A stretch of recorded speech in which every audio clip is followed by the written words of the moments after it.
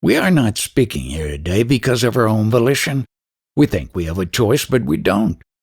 You may achieve samadhi for a day or a month, but when you return to normal, the consciousness is not different.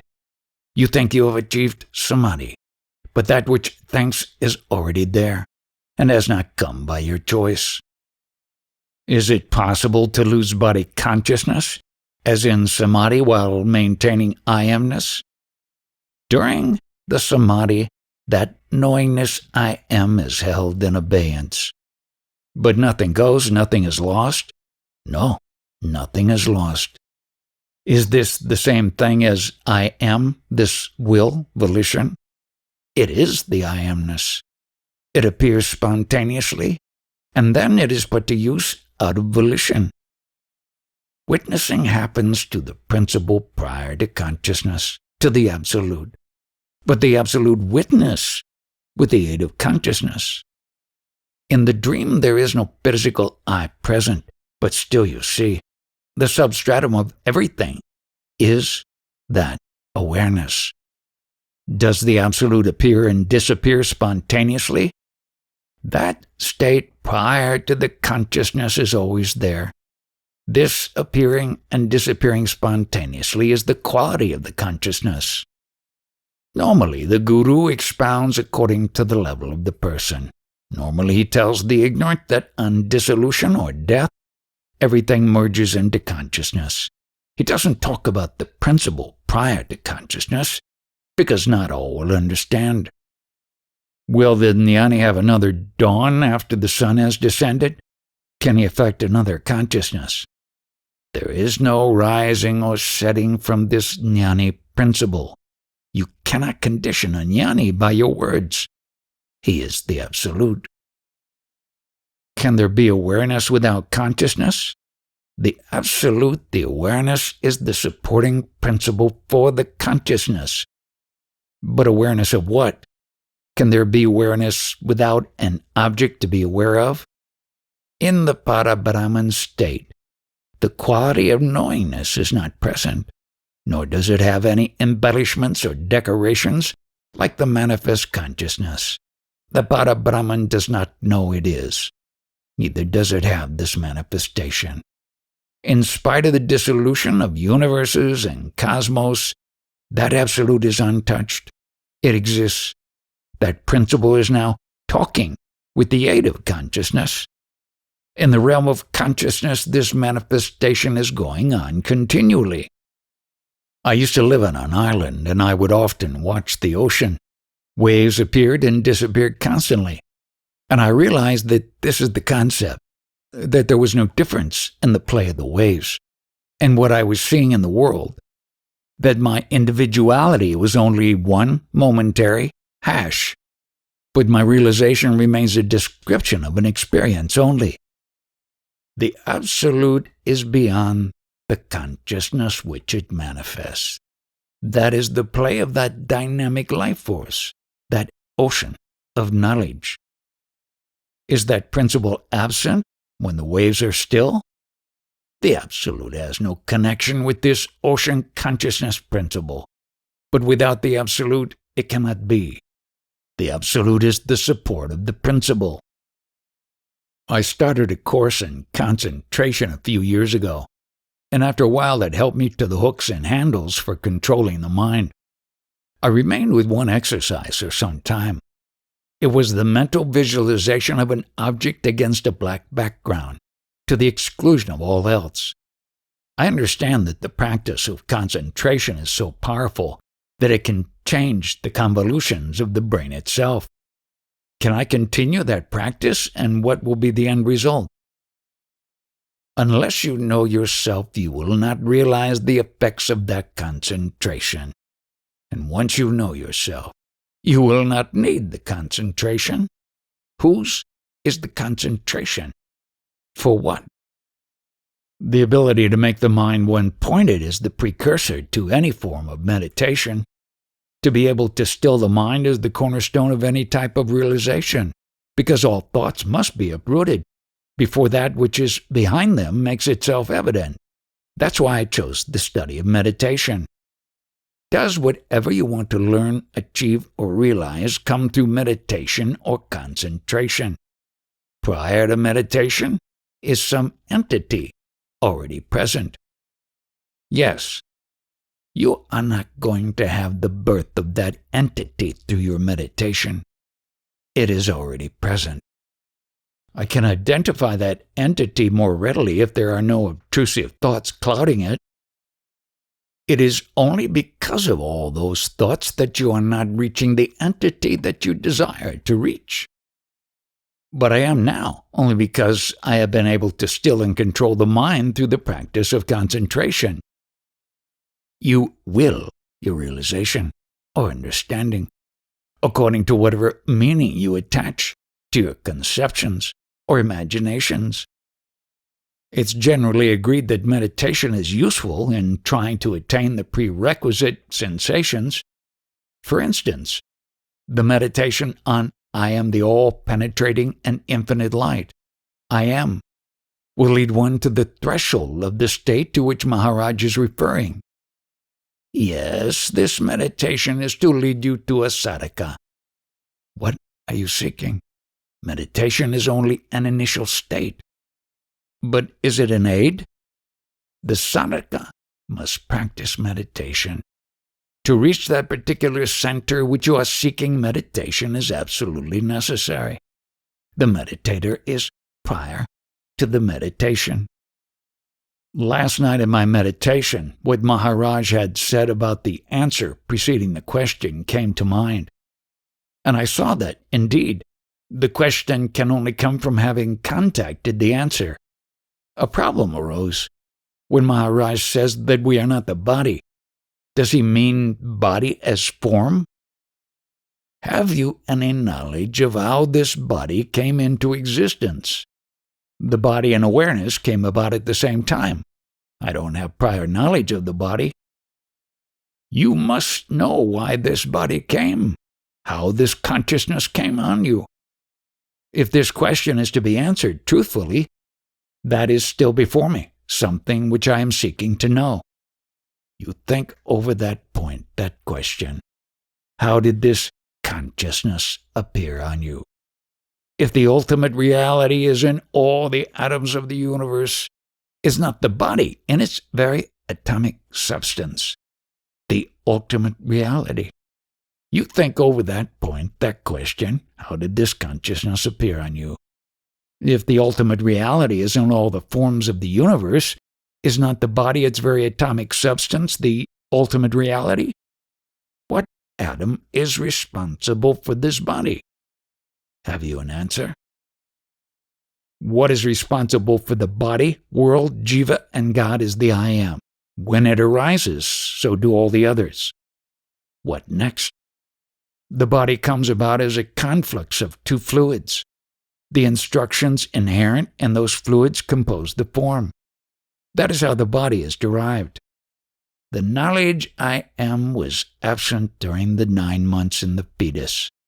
That I amness came after the body was born. No, Maharaj said that the I am was created at the time of conception. At the time of conception, did you know that you were present?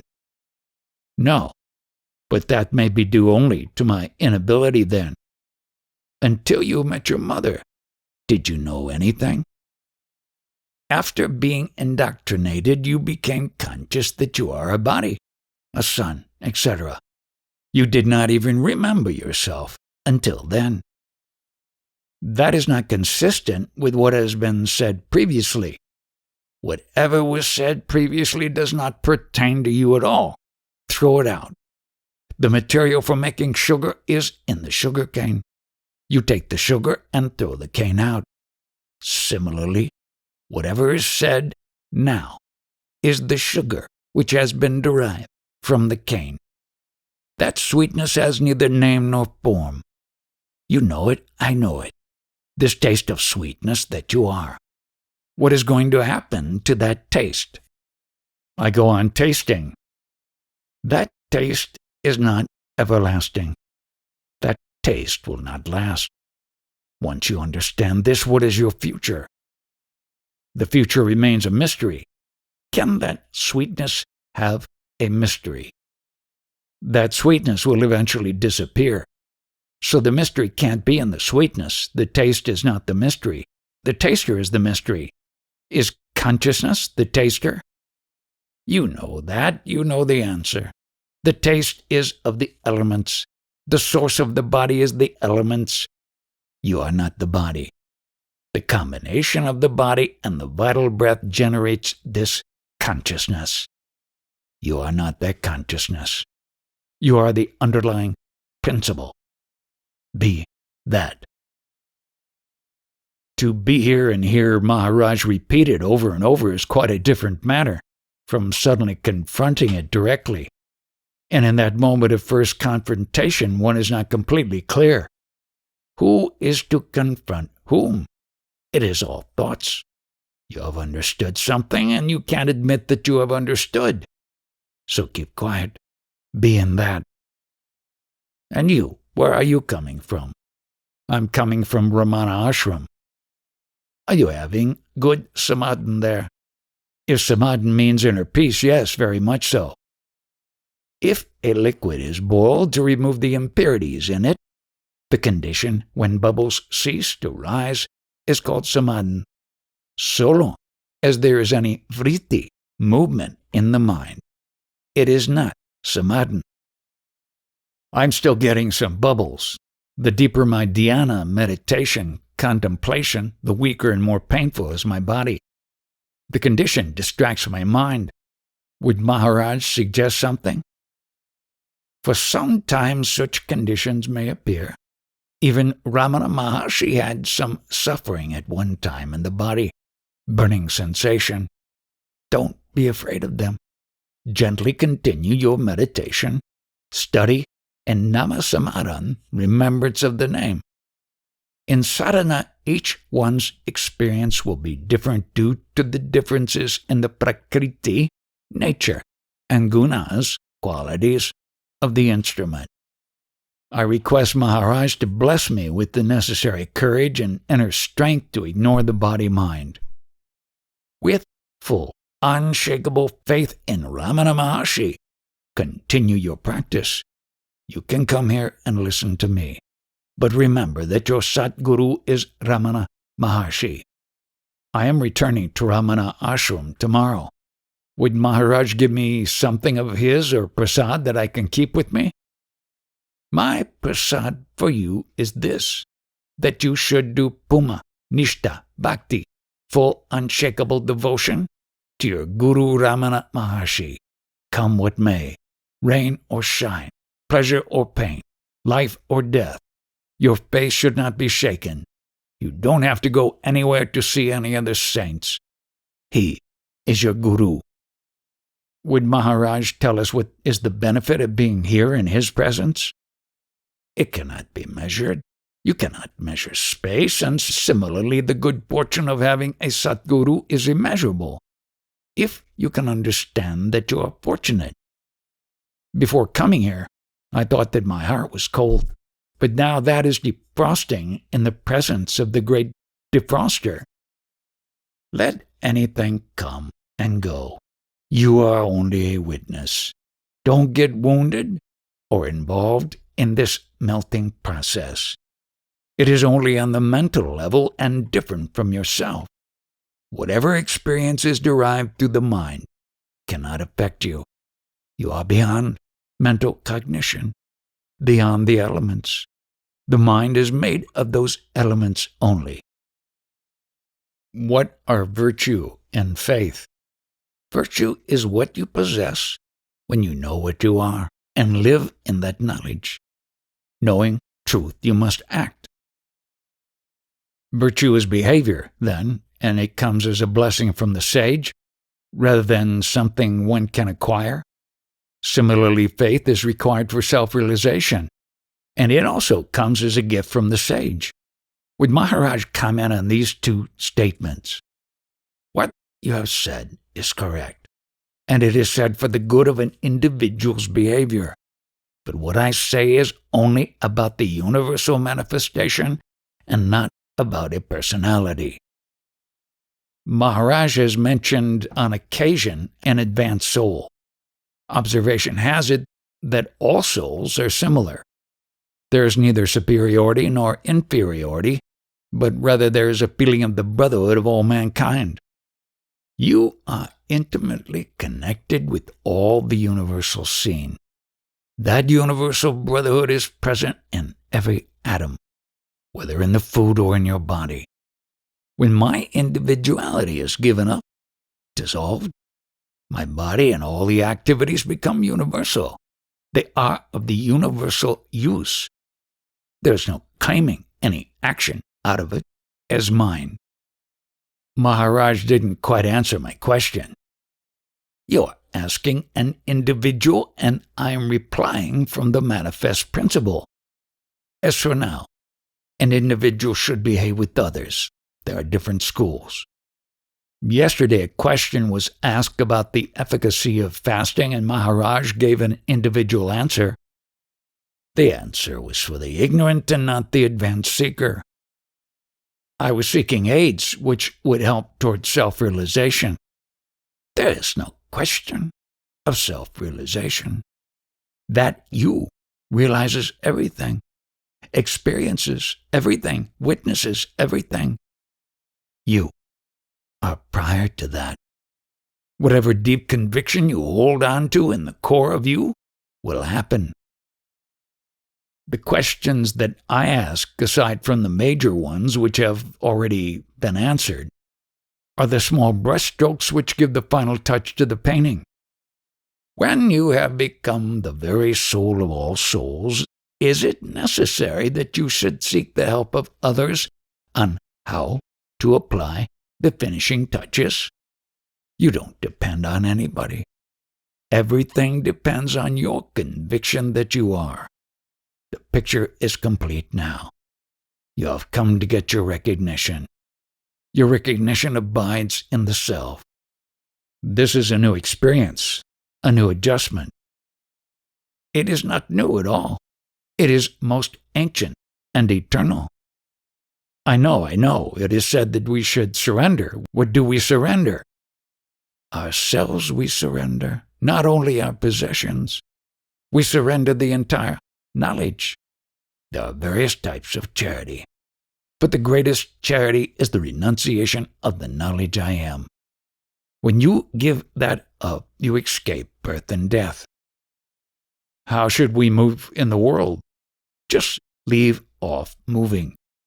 You are doing nothing. Waking state represents activity. Deep sleep represents peace, quiet. When these two are present, it means I am is there, but you, the Absolute, are neither the waking state, deep sleep, nor I amness. Why do I feel only this body as me, a particular body as mine? Stop thinking about that body. Take hold only of the waking and deep sleep as you. How can I eliminate the fear of death? Because you have faith in death, you are pampering it. Do not ask any questions for 15 days. Listen quietly to the questions and the answers.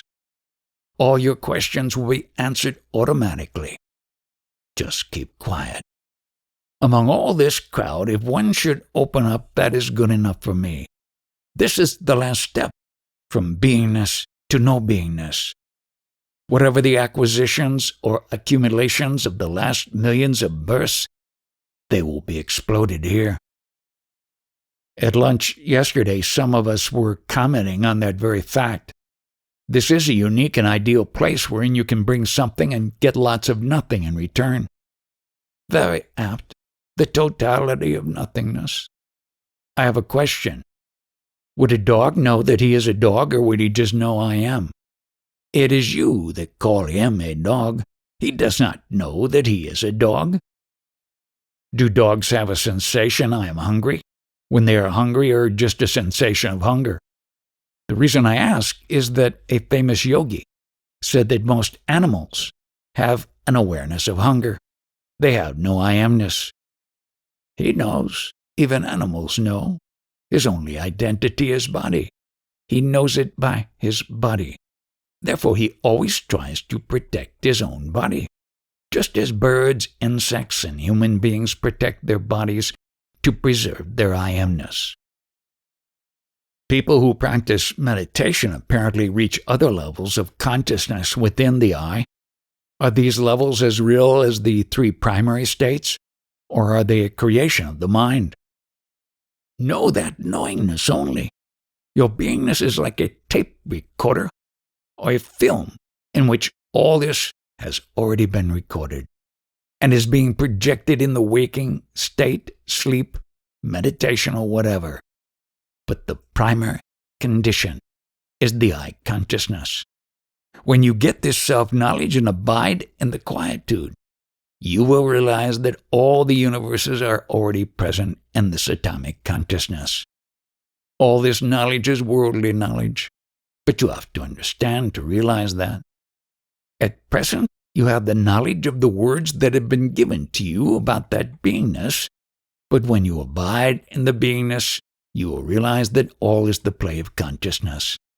When you realize that it is already recorded in that consciousness of yours, you will discard it.